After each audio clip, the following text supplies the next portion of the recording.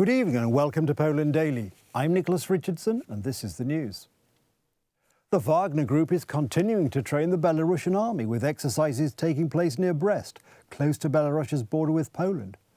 According to Ukraine's Union agency, the exercises will last a week and involve troops from the Belarusian Special Operations Forces and representatives of the Wagner Group. The Polish Ministry of National Defence is monitoring the situation on a continuing basis. 6 columns of Wagner mercenary vehicles have arrived in Belarus since the 11th of July. Their commander, Yevgeny Prigozhin, said he plans to make the Belarusian army the second army of the world and will defend it if necessary. Now what is happening on the Ukrainian front is a disgrace in which we do not have to take part and wait for the moment when we will be able to demonstrate ourselves fully. That's why it was decided that we will stay here in Belarus for a while. By a decision of National Defense Minister Mariusz Błaszczak, additional Polish army troops have been redeployed from western Poland to the east. In Biała Podlaska, this is a garrison reconstituted after 20 years of liquidation, and so it happened now. I am very proud of it. I was at the soldier's oath of enlistment, and in Kolno there is also a new garrison. According to media reports, 1,300 military personnel are directly involved in protecting the Polish-Belarusian border in the Podlasie section. In addition, border guard officers and police are on duty there all the time. Increased migration pressure continues. In July alone, there were about 2,000 attempts to cross the border illegally. For the time being, we do not know the exact number of Wagner Group instructors nor the type of equipment used. According to various estimates, between 2,000 and 3,000 mercenaries have arrived in Belarus. Potentially, it is a threat to Poland, but due to the low number of the Wagnerians, it is not an immediate threat. Belarus's Radio Svoboda reported that some 500 units of equipment, including cars, trucks, and buses, were observed at the mercenaries' field camp. Interestingly, there are no heavy weapons, which are believed to have remained in Russia. Belarusian soldiers are engaged in training, but this is for show to draw attention to them. It is not excluded that the Wagnerians will be used to carry out provocations on the eastern borders of NATO countries. The location of the training ground and the mercenary camp may indicate this. This is the danger of sabotage attempts, diversion, the possibility of actually risking covert operations on the borders of 3 countries of Lithuania, Latvia, and Poland. The exercises are taking place at a training ground located south of Brest. That's just 2 kilometers from the Polish border. It is possible that during the military exercises, migratory pressure on the Polish-Belarusian border will increase. Hybrid threats operate on the basis of an accumulation of several factors of different intensities, so this military aspect will probably also be used. The presence of Wagnerians also carries a potential threat to the Belarusian leader himself, Alexander Lukashenko.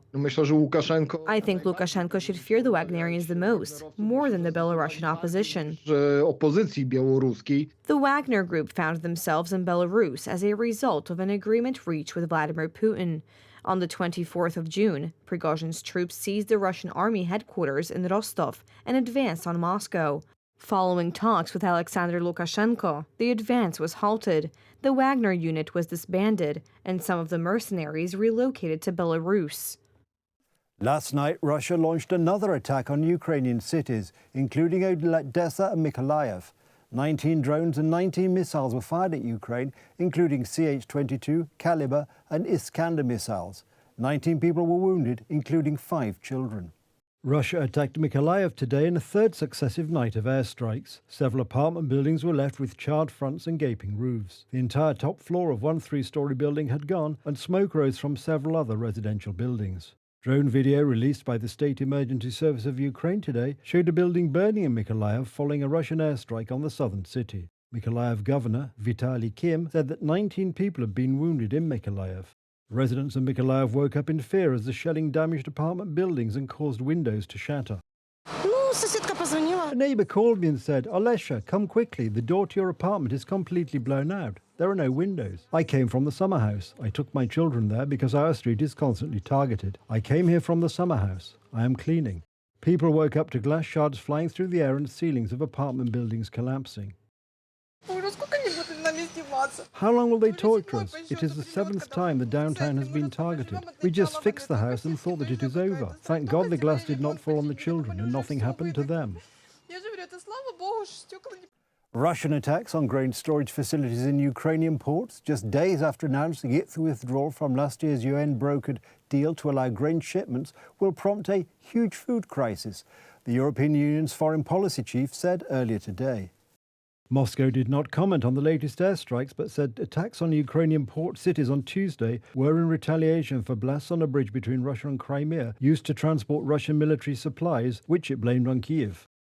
If the sea route is closed, we will have to increase the capacity of exporting Ukrainian grain through our ports, which means a bigger effort for the neighbor Ukraine. They will have to contribute more, opening the borders and facilitating transport in order to take the grain of Ukraine from the Black Sea ports. This will require member states more engagement on that. We have done a lot, we'll have to do more. Russia has stepped up missile and drone attacks on the Black Sea ports and surrounding areas since withdrawing from the year-old deal, allowing the safe passage of Ukrainian grain shipments. Earlier today, Ukrainian Foreign Minister Dmytro Kuleba called for the restoration of the Black Sea Grain Initiative to meet the challenge of global food insecurity. Land corridors cannot export full amount of cereals available for export. This is the issue, which means that prices will go up because of the shortage of delivery.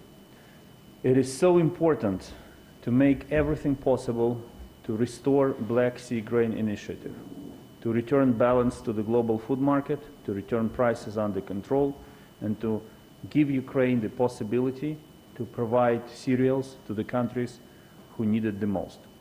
Kuleba was speaking during a two-day trip to Islamabad. The hunt continues for what is thought to be a lioness that is on the loose near Berlin. An expert told Reuters he believes video evidence shows that the animal does exist. Residents in some areas near the German capital were warned to stay indoors as scores of police tried to track down the animal. German police have been searching for the animal overnight after receiving an emergency call and a video allegedly showing a lioness. The police was first alerted around midnight by two members of the public who recorded phone footage of what appeared to be a wild boar and a lion chasing each other. No boar carcass has been found. Herbert Hofer, head of the Leibniz Institute for Zoo and Wildlife Research, told Reuters he believes there is a juvenile wild cat on the loose, having examined the video of the incident. In the 6-second video, you can clearly see it's a big predator. I assume that the animal's body length is around 1.20 meters, if not bigger. And with that, there are actually only 3 tigers, lions, and pumas among the big cats. And the animal also has a tail with a black tip at the end, which is very suggestive of lions. On the other hand, the animal is not particularly large, and as I understand it, not particularly tall either. That is, in shoulder height, so presumably it is an animal that is not quite fully grown. The expert's advice on coming across a dangerous animal in the wild is to stay still, not look it in the eye, and above all, do not run away.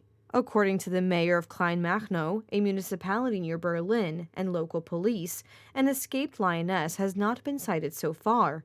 The mayor said the goal was to try and bring in the animal alive if possible. We initiated immediate search measures and measures to protect the population. In cooperation with the Berlin police, we used police helicopters and 30 radio patrol cars of the Brandenburg police in the area of Kleinmachnow, Teltow, and Sachsendorf.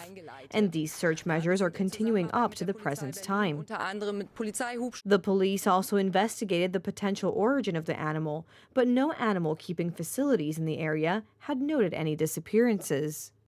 That's the news. Thank you for watching. Stay with us for the weather, Poland Daily Business, and more programs. But from me, it's have a good night and a better tomorrow.